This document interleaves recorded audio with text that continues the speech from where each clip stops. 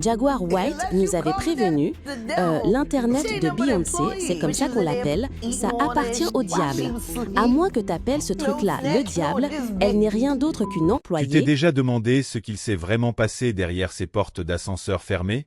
Pourquoi, du jour au lendemain, Solange Knowles, la sœur autrefois inséparable de Beyoncé, s'est éclipsée comme si sa vie dépendait du silence?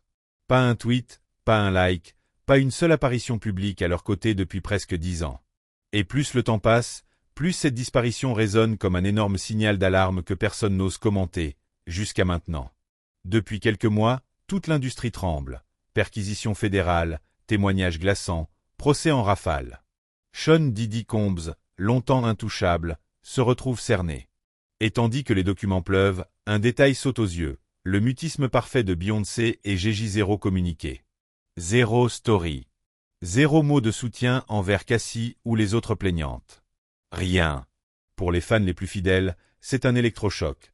Comment la reine autoproclamée du féminisme peut-elle rester muette quand autant de femmes noires dénoncent l'horreur?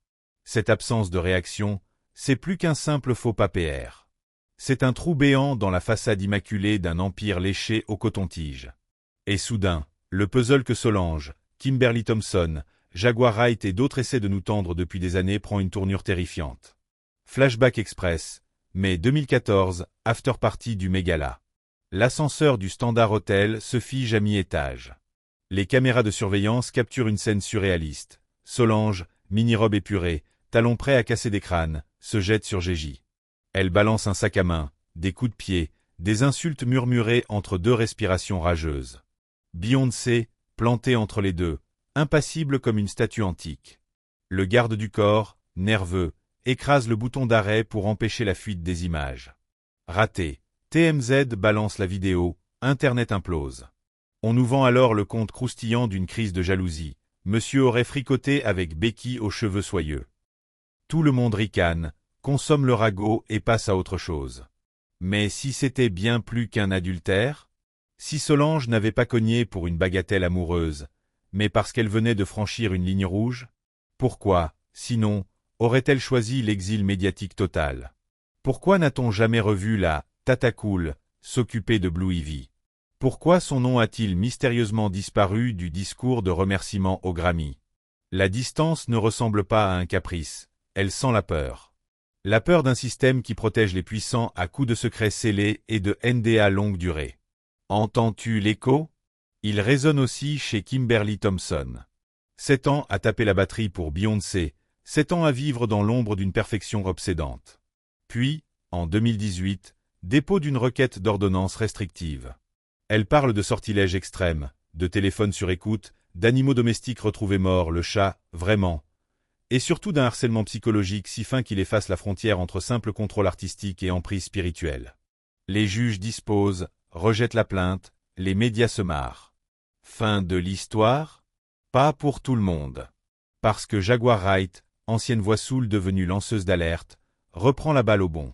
Elle martèle que les coulisses du RNB regorgent de rituels, d'initiations, de freak-offs sordides. On la traite d'allumée, jusqu'à ce qu'elle vise Diddy en 2020, bien avant le tsunami juridique de 2023 à 2024. Hasard? Coïncidence?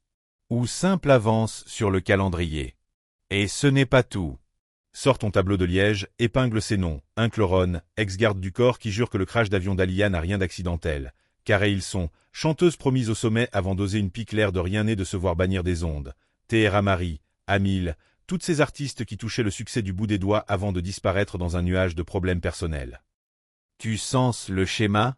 À chaque fois qu'une femme bascule de protégée à menace, le tapis rouge se transforme en sable mouvant. Et pendant ce temps-là, la dynastie Carter reste impénétrable, comme murée dans une forteresse d'avocats, de deals publicitaires et de doubles verres teintés. Revenons au présent. Diddy chancelle, l'empire vibre. Les papiers du tribunal décrivent des soirées privées limitées à quelques initiales sur la liste, des téléphones confisqués, des contrats verbaux où l'on paie en silence plutôt qu'en cash. Des couloirs très fermés où le consentement se négocie à coups de pression et de promesses de carrière fulgurantes. Qui était là? Qui signait les chèques des événements révoltes? Qui échangeait des placements publicitaires, des parts dans les marques de champagne et des sièges VIP au Super Bowl? Cherche la photo, tu trouveras souvent les mêmes sourires millionnaires. Les fans se réveillent. Où est Beyoncé? Pourquoi ne soutient-elle pas Cassie? Où est son fameux Who Runs the World, Girls? Sur Twitter, des anciens Beehive jurent d'avoir rangé leur ruche. Des influenceurs pop culture, d'ordinaire hystériques à la moindre chute de pantoufles de Queen Bey, osent la critique. Et la réponse du clan? Un mur de granit. Ce silence est-il une simple stratégie légale? Ou la démonstration crue qu'on ne peut pas mordre la main qui vous a nourri, parce qu'elle pourrait se refermer comme un piège à loup? Le plus troublant, c'est que la trajectoire de Solange apparaît désormais comme un tutoriel de survie. D'abord, un éclat de colère impossible à contenir. Ensuite, retrait immédiat des projecteurs. Plus d'interviews. Plus de tapis rouges conjoints.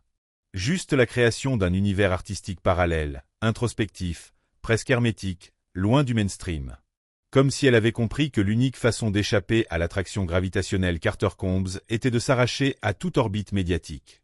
Quitte à sacrifier la notoriété, les partenariats lucratifs, la présence dans les playlists mondiales.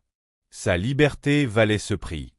Et si Solange avait vu ce qui se trame dans l'ombre, si elle avait été témoin de l'envers de la Black Excellence version champagne et jet privé? Trop d'artistes murmurent la même histoire en coulisses. Studio verrouillé, caméra coupée, cérémonie où l'on jure fidélité, pas seulement en affaires mais en âme. Là où le simple refus peut te coûter un featuring, un award ou ta paix mentale. Certains parlent d'humiliation rituelle, d'autres de chantage émotionnel, d'autres encore de chèques secrets assortis de clauses ferme-la à vie. Dans ces conditionnements extrêmes, le mot famille sonne moins comme un foyer que comme une organisation. Tout cela reste-t-il de la pure spéculation? Bien sûr, officiellement, rien n'est prouvé et tout, ici, demeure allégations et témoignages à prendre avec un camion de sel. Mais le doute grandit à chaque dossier judiciaire, à chaque fuite de témoins, à chaque aucun commentaire. Or, dans l'univers de la pop culture, rien n'est plus dangereux qu'un doute massif. Il mine la confiance, il pourrit les tournées, il fait fuir les sponsors. La machine à milliards se nourrit d'images lisses. La moindre tache d'encre peut tout tacher. Pourtant, plus les plaintes contre Diddy s'empilent, plus le mutisme de Beyoncé se fait assourdissant. Accuser son ancien ami, c'est reconnaître au moins en creux qu'elle a cautionné, qu'elle a profité de ses soirées, qu'elle a vérifié la liste d'invités pour éviter les fuites. Et si elle blâme Diddy, que dire des autres magnats qu'elle côtoie? Clive Davis, Jimmy Iovine, les partenaires financiers, les investisseurs saoudiens? Où s'arrête la complicité? Où commence l'ignorance volontaire? Silence, encore et toujours. Le grand public découvre peu à peu ce que certains initiés chuchotent depuis des lustres. La musique n'est qu'un décor. Derrière, il y a une bourse d'influence où se troquent faveurs, secrets, chair fraîche et contrats publicitaires. Le micro n'est pas la seule arme. La menace la plus tranchante, c'est d'être supprimé du rêve américain. Diddy l'a utilisé. Gigi en connaît les leviers. Beyoncé, reine solaire, c'est exactement quand une lumière peut se transformer en projecteur de vérité, ou en laser prêt à brûler ceux qui parlent trop. Alors, on en revient à cette question simple. Pourquoi Solange ne parle-t-elle toujours pas? Peut-être parce qu'elle n'a pas besoin. Son absence est plus éloquente qu'un manifeste. Chaque gala qu'elle esquive, chaque selfie familial où elle manque, chaque événement caritatif où sa chaise reste vide, c'est un SOS silencieux. Un « regardez bien ce que je refuse ». Elle protège sa voix, sa santé mentale, peut-être même sa sécurité. Dans un monde où certains ex-collaborateurs prétendent qu'une simple coiffure non validée déclenche des représailles énergétiques, imagine le prix d'une confession explosive. Dans cette atmosphère, le fanservice stagne. Même la légendaire cohorte des danseurs de Beyoncé chuchote leur malaise. On murmure des NDA plus stricts qu'un protocole militaire, des répétitions à huis clos, des téléphones scellés dans des pochettes.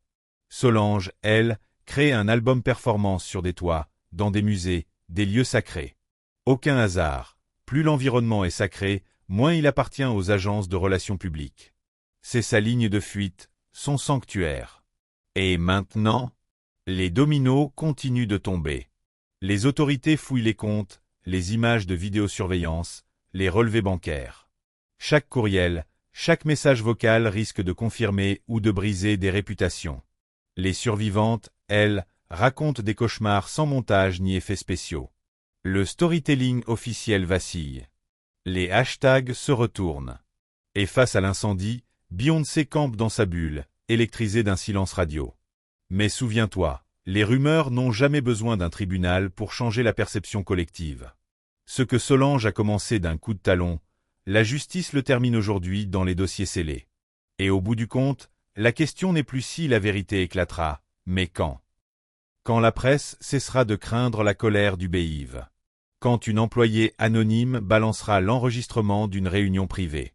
Quand un investisseur frustré décidera qu'il n'a plus rien à perdre. Ce jour-là, les images du Mégala 2014 paraîtront presque anodines.